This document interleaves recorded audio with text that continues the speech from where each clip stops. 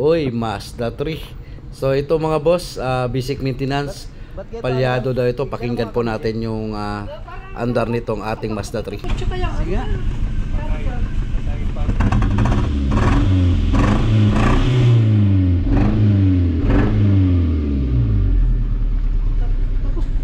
Mauga. Yan natin. Kaya natin magamot to. Bago na daw yung spark plug nito, fuel filter, fuel pump nagpalit na. So palyado pa rin. Ito mga boss, basic lang yung i-check natin dito sa Mazda 3. Pinalitan ko na ng spark plug, ganun pa rin. Nagpalit ka na ng spark plug? Oo. Kala ko fuel pump, nagpalit na ako ng fuel pump. Ganun? Oo, wala pa rin. Ganyan siya. Para siyang nag-aircon na pagtuloy din ang aircon, para nag-auto na yun, pero nagkagalit rin siya. Yan, narinig naman natin yung sinabi ng may-ari, mga ginawa na dito. So, minsan mga boss, nagpapalit tayo ng spark plug, fuel filter, fuel pump, ay hindi pa rin naayos yung problema.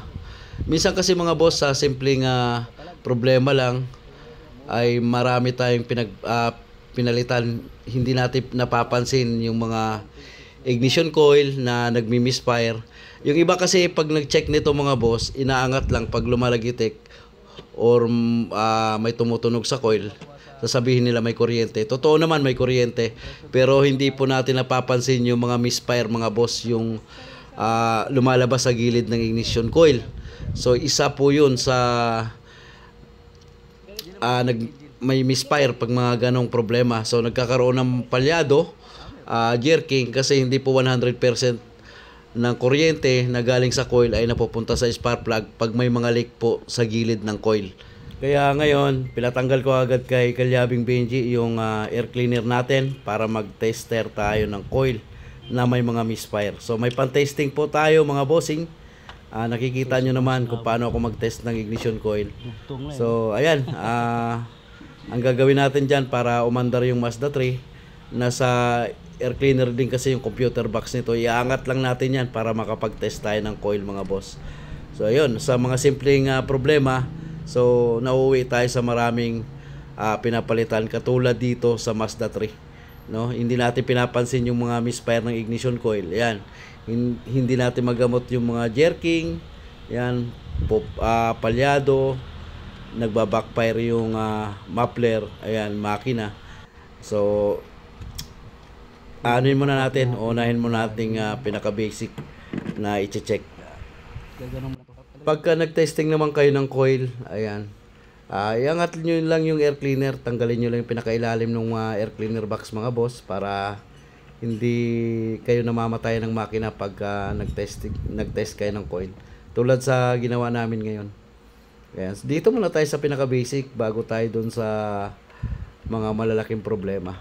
So minsan kasi sa basic lang nakukuha yung problema, hindi doon sa malakihan agad. Start po sir para matesting natin. Okay.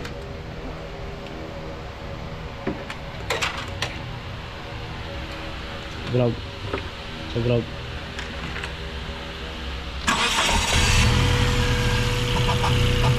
Kaya daw. Patay isang butas dito.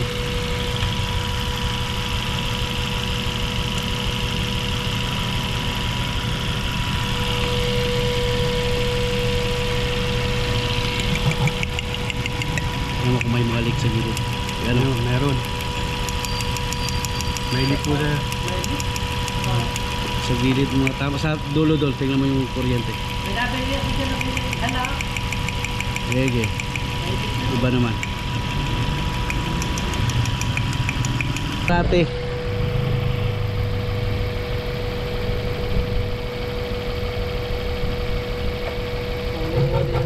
Yan, may reaction yun.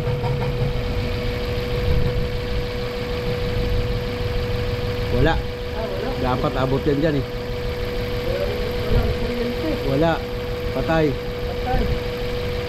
Sa. Dalawa na kasi. Oh. Ano naman yun?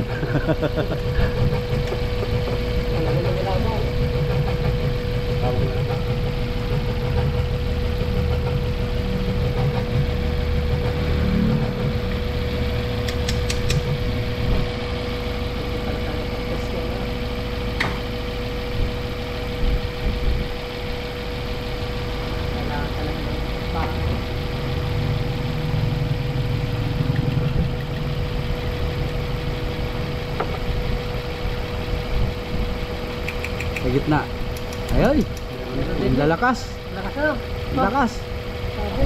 Mas Bakit kaya nagkakaroon ng ganyan ngayon? sa tagal na rin yan, sir. Sa katagal na rin. Nabibiyak-bitak ba na yung Mainit kasi makina. Lumulutong yan. Plastic yun eh. Sa sobrang init. So ayun mga boss, nakita nyo naman pag inangat natin yung coil may kuryente, may lumalagatak, di ba? Ibig sabihin may kuryente. Yun, pagka wala tayong tester na ganyan, hindi natin malalaman mga boss kung may mga misfire o lumulusot sa gilid. Kaya inaasahan natin, may kuryente naman yung coil, bakit ganyan, mapalag pa rin, tapos sinisinok-sinok, may jerking. So yan, ginagamitan natin ng tester na ganyan mga boss para malaman natin kung may lusot talaga yung coil or may misfire sa gilid, lumalabas dun sa pinaka-tube. Kaya nag-improvise ako ng tester para dyan mga bossing. So yung tester natin ay body ground na po yan, pwede nyo ikabit sa negative or sa body ground. Yan, wire lang yan mga boss na nilagyan ko lang ng holder para hindi tayo makuryente. Yan, pagka gusto nyo mag-improvise ng mga ganyang tester na coil. Eto, masosolve natin yung problema nito. Ignition coil lang ang naging problema nitong kanyang Mazda 3. So dito, nirecommend ko na 4 na ignition coil. Kasi yung number 1 mga boss, sobrang lakas po ng misfire. Kaya ayan, may dala nga siyang isang piraso, kaya 3 na lang kailangan natin dito mga boss. So may reserva na rin siyang isa. Akala niya isa lang may problema, pero 4 na ang coil na may problema nitong ating Mazda 3. Kaya 3 na lang kukunin natin kasi may isa nang dala si boss na brand new.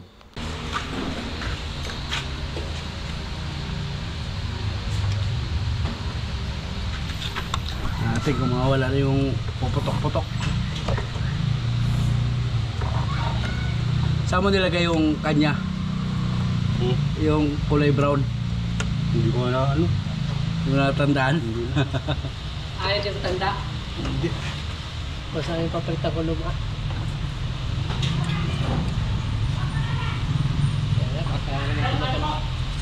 Malay mo, tumagal naman yan.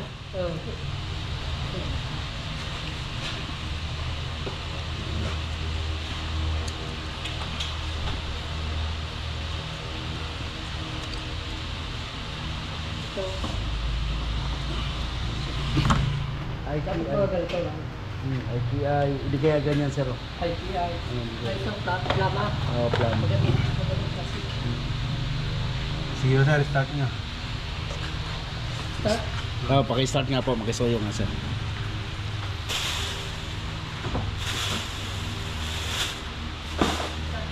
Okay.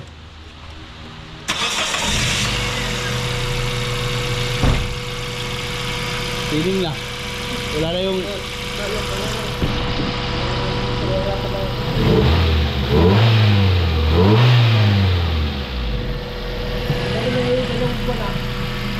yung ganong andar? Dalawang buwan na yun? Kasi kala ko inaantay ko siya eh. Kala ko Bihira lang kasi mag-ano. hindi, ano naman, sinasok ko siya. Pagka yun na kami no, nag-traffic ka. Pero pagka ganak mo naman, hindi mo ramdam.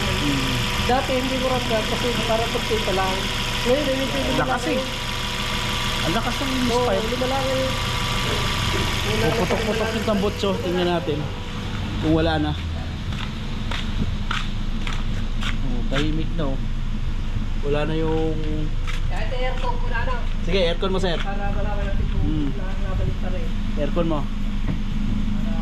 Wala na, kalmado na yung tambutso eh. Yun oh. Ayan oh, kalmado na. Kala ko nga eh, ano eh. Yung, ano ba yung pabitsyo? Yung muffler, butas? Yung, oo, yung pasala na ba yung tawag ko? Yung... Catalytic? Oo, kala ko katalitik parado. Kasi napugag ko nga eh. Sabi ko, ano pa kaya ito? Hindi yan, coil lang. Pero bago na spark plug ito no? Oo, bago nga, apat. Apat.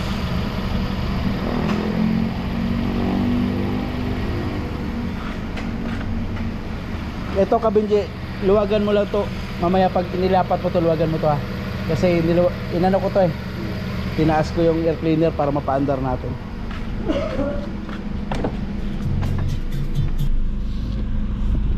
So okay na siya mga boss. Ayan, okay na siya. So check engine na lang. I-scan ko tong check engine mo. Matagal na tong check engine mo? Ngayon lang yan siya. Ngayon lang. Ngayon lang? Oo. Dahil sa coil yan, i-reset ko lang. Yan na lang.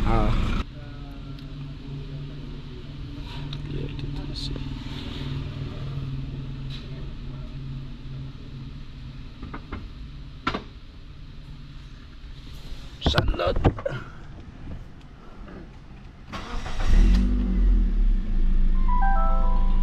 Ayan, wala nang check engine. Delete muna tayo. Kala ko chip, di ba? Tawag sa kanila, kala ko injector na. Oh, akala mo injector. Yan lang pala, pero naman. Salamat daw na. Hindi na tayo pinahirapan pa. Kaya bumalik check engine. Yan na, wala na.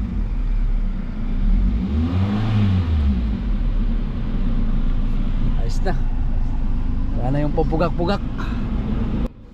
Yun, dinelete nga lang natin yung nag-error sa kanya na ignition coil. So goods na siya mga boss. Simula nang napalitan natin ng coil. Ignition coil lang talaga naging problema, no? So, napakadali lang sana i-check, pero syempre hindi rin natin sisisi yung ibang mekaniko na hindi napansin yung coil na may misfire. Kaya palyado pa rin. Ayan, sana nakapag-share ulit ako dito sa naging problema ng ating Mazda 3 mga bossing. So ignition coil lang, may misfire, kaya nagkaroon siya ng jerking, vibration. Ayun, okay na, problem solved na tayo dito sa ating Mazda 3. Idea? Sige sir. Okay sir. Ganito lang pala yan. Ay, injector, hindi ko na pinag-alaman muna. Nahirap. Bihira yung injector bumibigay nito. Matibay naman. Oo, laging Laging yung ignition coil.